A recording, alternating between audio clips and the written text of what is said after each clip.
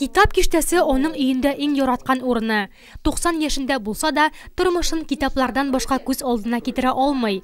Рус классикларына өстенлек бирә, томлы әсәрләр ярата. Я больше люблю читать Пушкина. Тургенев, Пушкин китапларын укырга яратам. Геройларның тормышы белән кызыксынам. Китап укыгач тынычланам, рәхәт булып китә. Надежда Фоминаның үз тормышын китап итеп язырлык.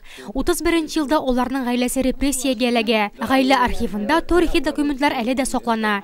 4 яшьлек Надежданы авылда калдырмас өчен әтисе капчыкка салып яшереп китәргә мәҗбүр була. Тяжелые были это время. Бик авыр вакытлар иде ул. Ашарга юк, кием юк. Бер вакыйга исемдә калган. Агач кисәргә баргач, атым арып егылды. Аны саклап, бер үзем урманда тын кундым. Әлеге оклы коралы фотосурәтләрдә Надежда Ивановнаның яшьлек хатирәләре. 8 балага гомер биргән ананың дәвамчылары 28 онык чыгы.